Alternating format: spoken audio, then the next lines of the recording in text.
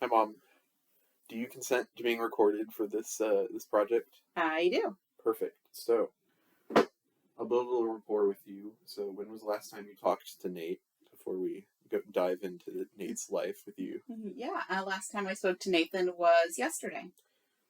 Perfect. And then, just how was your summer? Did you spend a lot of time with him? Did you spend alone time? Kind of how was that? Yeah, I did spend a lot of time with Nathan. We went to some concerts. Yeah. He's been over for dinner several Yeah. times. He brings his laundry home. He finally moved out. He finally moved out. But I still talk to him almost Really? daily. I don't talk to him as much now that he's moved out, but That is true. absolutely. Okay, so go ahead and walk me through the beginning, like the past, and then current lifestyle that you live since you have a child with cystic fibrosis. Okay, so And I can rephrase that, or yeah, I might have to ask yeah, you to repeat something. Yeah. So, when Nathan was born, his first 4 years of life, he was a pretty sick kid.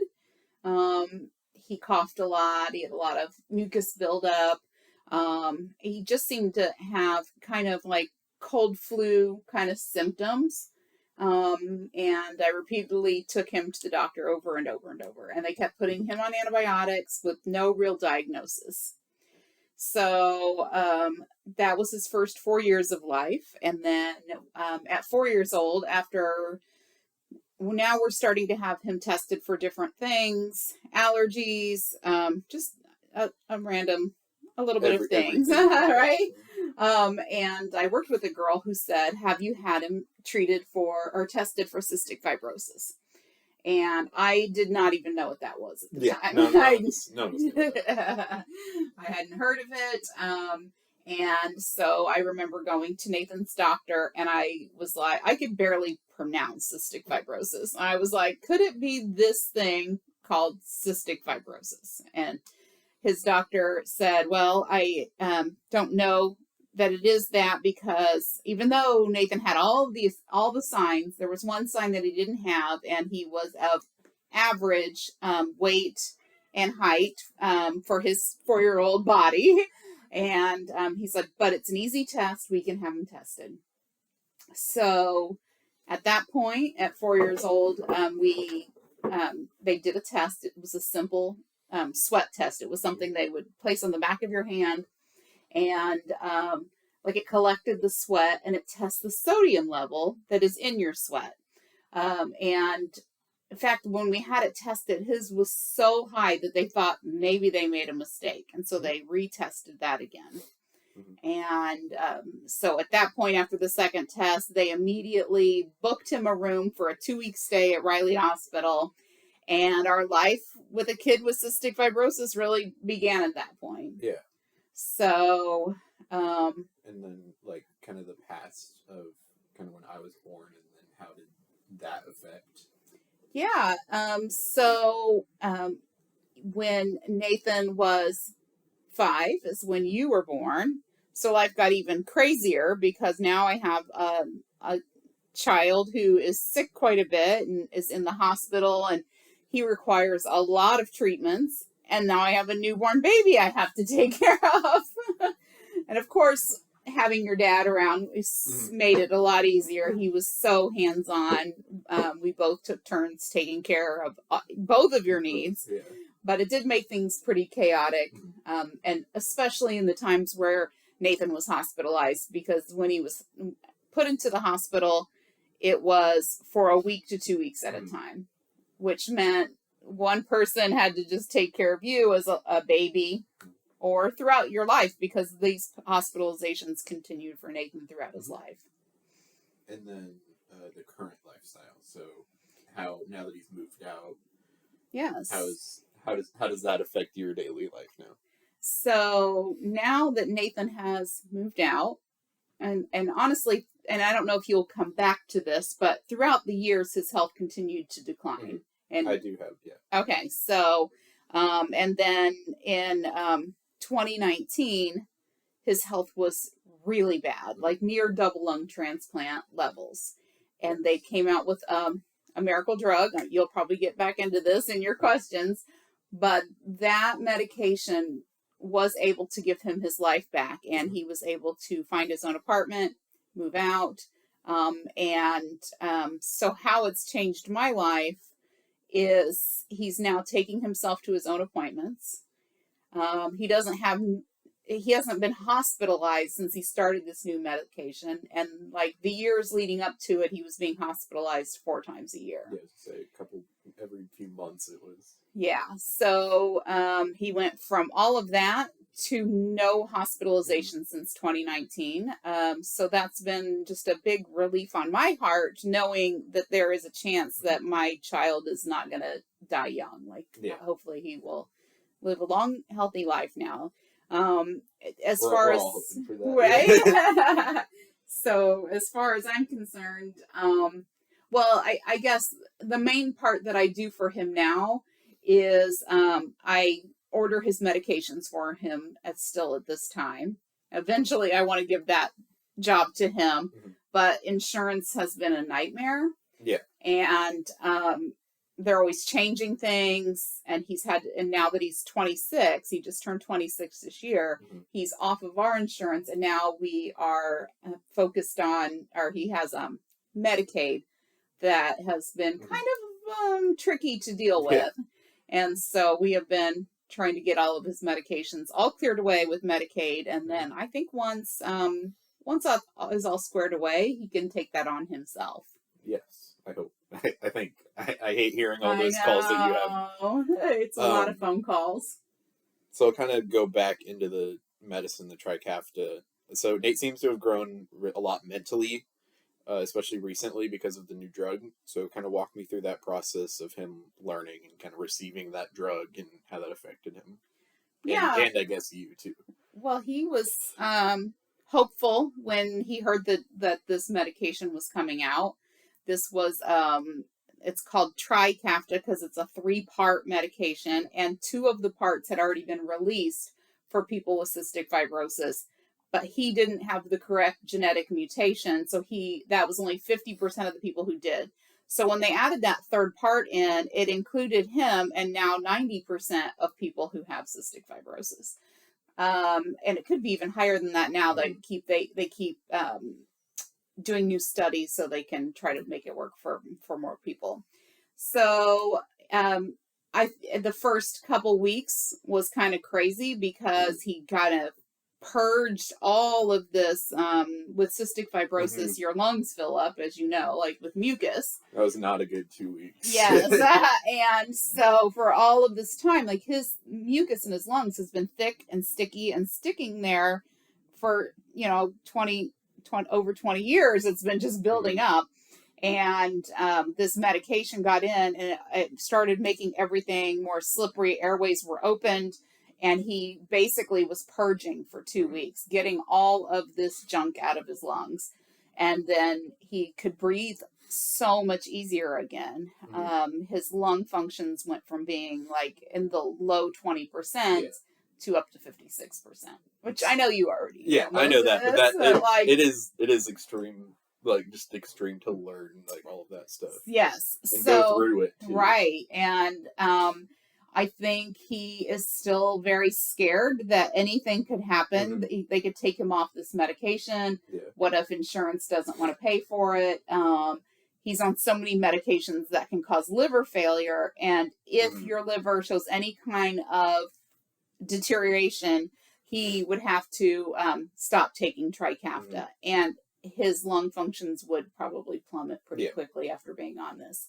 So I think now that he's been on it, a couple of years now, going on 3 years, I think he's feeling like, okay, maybe this is for real. I can start my adult life and kind of be a little bit like everyone else.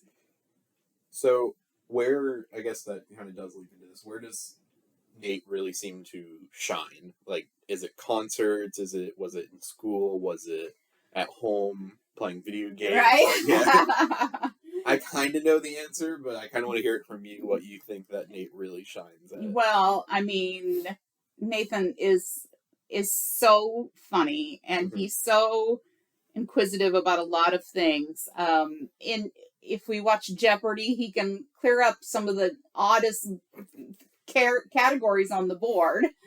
But he does love music, and he's an old soul, and he loves bands like Pink Floyd and Queen and Metallica and just Daft Punk, a lot of bands that were out before he was born. So I'm sure I'm probably forgetting some of his Nirvana. He has a lot of favorite. He has a lot of favorite bands, and it's just been going to concerts with him was always one of my favorite things. He loves to go see live music, and as his health was declining, that got really rough for him.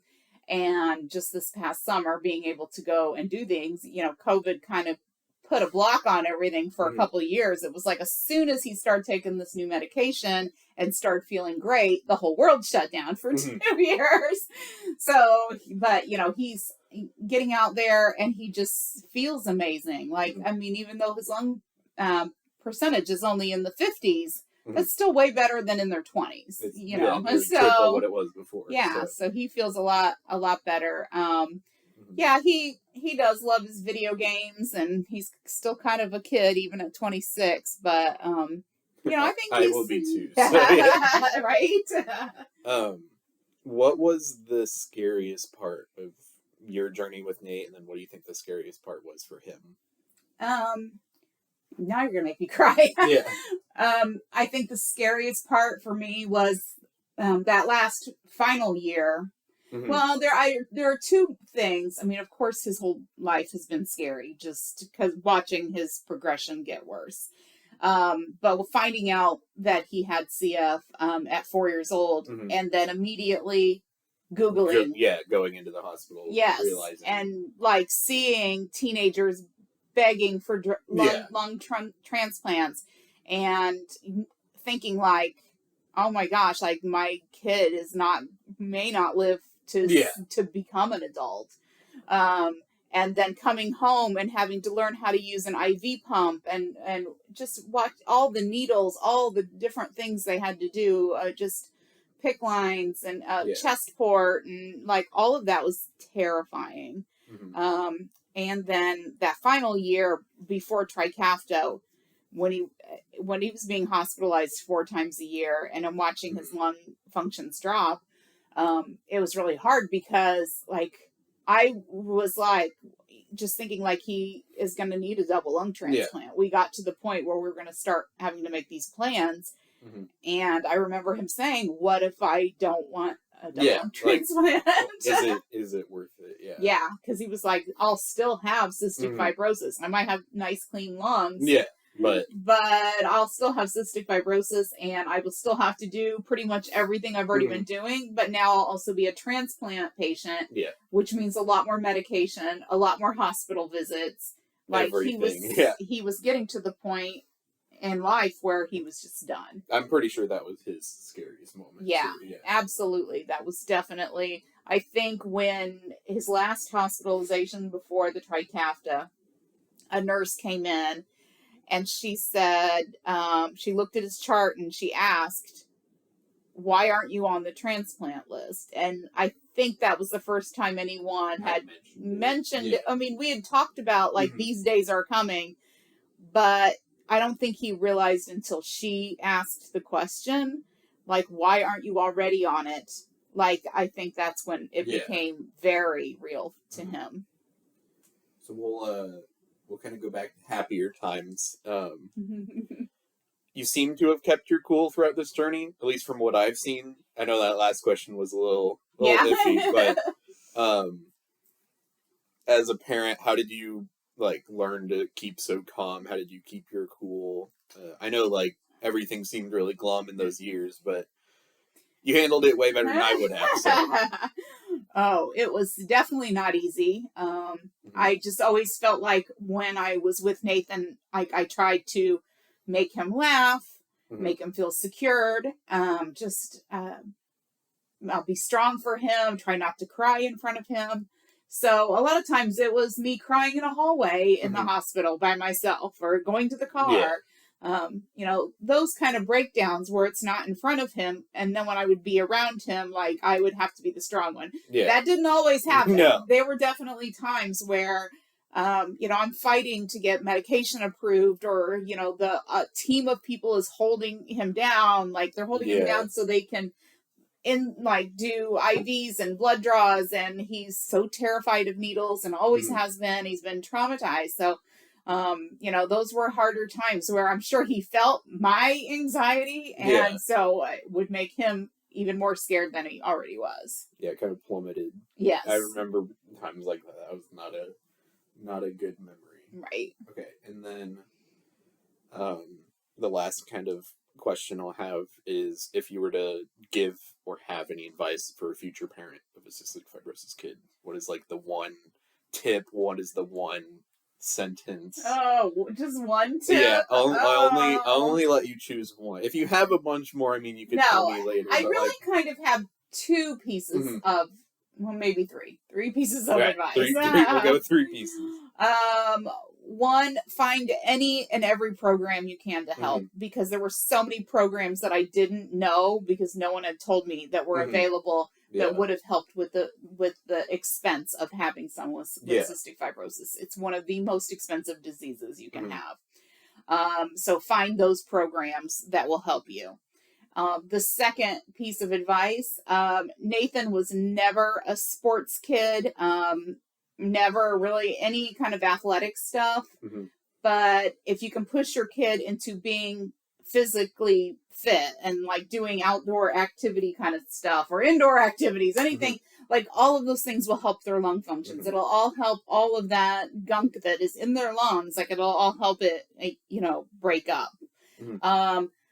The third piece of advice I would say is don't go out Googling everything, because every story is different. And the stories from even 5 years ago are kind of out of date now because of these new medications. And there's so many new medications in the pipeline that are coming that now cystic fibrosis doesn't have to be a death sentence like it was in years past. So that would be my advice. It's a much worse equivalent of the Googling your symptoms on WebMD. Yes. I'm just going to die of this. Right. Okay, so that was perfect. Thank you so much. You're welcome, Anthony. Just or to make Steven, sure, yeah, Steven Anthony. whatever they have me in that class as. And then just to reassure you, you are fine with me recording all of this, submitting it on YouTube. It'll be private after this, but okay. perfect. Thank you so much. You're welcome. Bye, Anthony.